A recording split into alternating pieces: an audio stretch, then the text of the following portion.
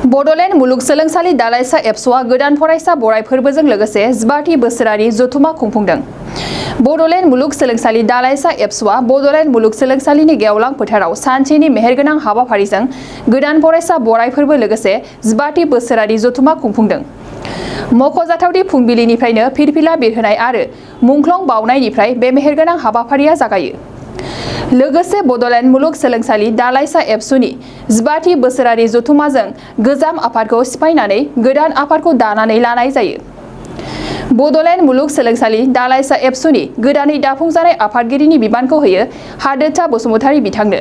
आरो कनक बसुमतारी बिथांनो गाहाय नेहाथारिनि बिबानखौ होनाय जायो। बेबादिनो सानजौफुनि हाबाफारियाव बाहागो लाफैदोंमोन एबसुनि आफादगिरि दिपेन बर',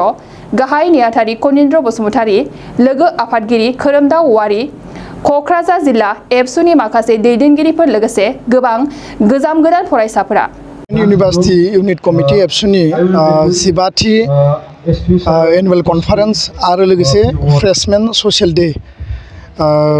बोसोरै खालामो आरो देग्लाय खोब मेहेरगोनाङै बिथांमोना खुंदों। जथेस्थ' खस्थ'नि गेजेरजों दावरिं गांखंनाय गांसे मोखां लाइसि खुगा लाइसि दिहुनदों आरो बेयाव स्टुडेन्टफोरनि जिखिनि क्रिएटिभिटि थुनलाइ बिथिङाव रायथाइ खन्थाइ आरो सुंद' सल' बायदिसिना इउनिभार्सिटि लेभेलाव फैनानै बिथांमोना जिफोरखौ माने गावबा गावनि गोसोआव मेलेमाव जिखिनि सानखांनाय बेखौ बेयाव बिथांमोना दिहुनदों। आं बिनि थाखाय इउनिट कमिटि एबसुखौ स्पेसियेलि थेंक्स होदों। जोंनि जिखिनि हायार इन्सटिटिउसन दङ इउनिभार्सिटि बा कलेजाव बे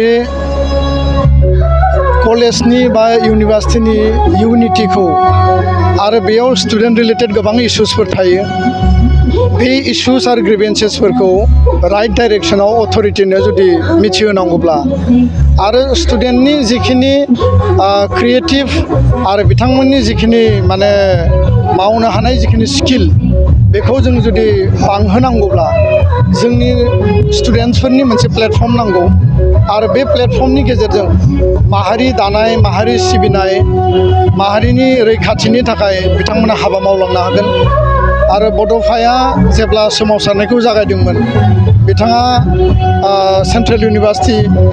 IIT, NIT, ITI बा बायदिसिना इन्सटिटिउसननि बाथ्राफोरखौ बिथाङा 92 चार्टार डिमान्डआव लिरदोंमोन आरो दिनै बड'ल इउनिभार्सिटिया दुलाराय बर' फरायसा आफाद आरो BLT बा बड'लेण्ड आन्दलननिनो मोनसे बेयो माने ब्रेन चाइल्ड आरो बिनि गेजेरजोंनो बड'ल इउनिभार्सिटिया दाजादों आरो बे इउनिभार्सिटियाव गसंनानैनो बर' माहारि दानायनि बा बर' हारिखौ गेरेमसा माहारि दानायनि सिमांखौ जोंनि फरायसा फरायसुलिफ्रा माने लामा लानांगोन बा बिथांमोननि गोसोआव आदर्शआव बियो फैनांगोन आरो बेखौनो गाइड खालामनानै प्रिन्सिपल आरो आइडिय'लजिखौ गावबा गावनि गोसोआव स्पिरिटखौ लानानै माहारिनि थाखाय जाहाथे हाबा मावलांनो हायो आरो लोगोसे केरियाराव आरो गावबा गावनि एकाडेमिक जिखिनि लाइफ बेखौ मोजाङै जाहाथे कमप्लिट खालामनो हायो, मोजां रिजाल्ट जाथों, रिजाल्टनि उनाव बिथांमोना हायार स्टाडिस खालामबावनो हाथों। जोङो माने अकल मास्टार डिग्रिल' नङा, नेट, स्लेट, PhD जिखिनि जोंनो नांगौ रिक्वायार्ड क्वालिफिकेसनखौ जों लानांगोन। दा बे गासै बिथिंखौ लानानै जोङो आवगायनांगोन। दा बेखायनो आं बे बाथ्राखौबो दिनै बुंदों जे क्वार्टार जुदि जानो हायोब्ला गुवाहाटी इउनिभार्सिटि स्टुडेन्ट इउनियन दंखायो, नाथाय बेयाव आसुनिबो मोनसे हेड क्वार्टार दङ। दिनै बड'फा हाउसआ एबसुनि हेड क्वार्टार आरो बड'लेण्ड इउनिभार्सिटियाव बड'लेण्ड इउनिभार्सिटि स्टुडेन्ट इउनियन दङ। बे कमन मोनसे प्लेटफर्म बयनिबो थाखाय। खिन्थु बड'लेण्ड इउनिभार्सिटिया बर'फोरनि बिर जोहोलाव जोहोलावजो आन्दलननि शहीद आरो त्यागनि बिनिमयआव मोननाय मोनसे इन्सटिटिउसन आरो बेयाव माहारिबादनि बाथ्राया सावरायजानांगोन, माहारिबादा प्रायरिटि मोननांगोन आरो बे माहारिबादा रावनिबो हिंसा अयनायनि थाखाय नङा। माहारिबाद माने गावनि आइडेन्टिटि, गावनि प्रिन्सिपल, आइडिय'लजि आरो माहारिनि रैखाथिनि थाखाय बेयाव खोथा साननाय जागोन। दा बेखायनो बेयाव जोंनो थेलेबलेब इउनिभार्सिटि इउनिट कमिटि एबसुनि मोनसे अफिस नांगौ आरो बेखौ लानानै जों उननि समाव सावरायगोन। गोबां ग्रिभेन्सेस दङ दाबो बेयाव मोजां बयस हस्टेल गार्ल्स हस्टेल गैया डिपार्टमेन्टआव क्लासरुमा सर्टेज फारसेथिं नोङो एग्जामा जायो आन्डार ग्रेजुवेटनि बा मास्टार डिग्रिनि टाइम मथे रिजाल्ट होआ एग्जामिनेसन ब्रान्चआव जोंहा गोबां कमप्लेन दङ आरो बेखौ संशोधन खालामनांगौ दङ गोबांनि मार्क्सआ दाबो जिर' जानानै दङ बिथांमोना बुंदों मालाबा कम्पिउटार इरर मालाबा हिउमेन इरर बे बाथ्राफोरखौ लानानै जों कमप्रमाइज खालामनाय नङा आरो जायनि थाखाय जोङो मालाबा समाव इउनिभार्सिटिनि दरखं मोखाङाव जों धरना होनोबो गोनां जादों स्टुडेन्टनि इन्ट्रेस्टआव दा बेखायनो उननि समाव आसाम सरकार आरो बिटिआर काउन्सिल बे इउनिभार्सिटिनि इनफ्रास्ट्राक्चार डेभेलपमेन्टनि थाखाय एकाडेमिक डेभेलपमेन्टनि थाखाय बांसिन फान्डिं बेयाव हरगोन होननानै जोंहा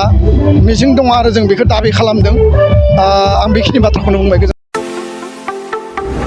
बाजाज कम्पानीनि गुबुन गुबुन रोखोमनि बाइक सालायनो मोजां मोनग्राफोरनि थाखाय मोनसे गोजोनथाव खौरां ब्रह्म अट'मबाइल्स एबा बाजाज श'रुमआ लाबोदों नोंथांनो दुर्गा फुजानि स्पेशल अफार ब्रह्म अट'मबाइल्स एबा बाजाज श'रुमआ उदालगुरि जिल्ला रौता सारियालियाव दं खोब खम बेसेनावनो एबा 9,999 डाउन पेमेन्ट होनानैनो नोंथाङा बाजाज कम्पानीनि गुबुन गुबुन रोखोमनि बाइकफोरखौ लानो हागोन बाइकजों लोगोसे स्पेशल गिफ्ट पेकबो मोननो हागोन स्पेशल गिफ्ट पेकआव हेलमेट आरो 5 लिटार पेट्रल हरनाय जागोन बेजों लोगोसे गोजाम बाइक आरो स्कुटिफोरखौ बेयाव सोलाय सोल' खालामनायनि खाबुखौ मोनगोन गोबांथार फोरमानलाइसि होनांगौनि गोनांथि गैया स्पेशल अफारा 27 सेप्तेम्बरनिफ्राय 8 अक्ट'बरसिम सोलिगोन गोबांथार मिथिनो थाखाय 9101541183 936553185 आरो 9957318292 जानबुं अनजिमायाव जगाजग खालामहरनो हागोन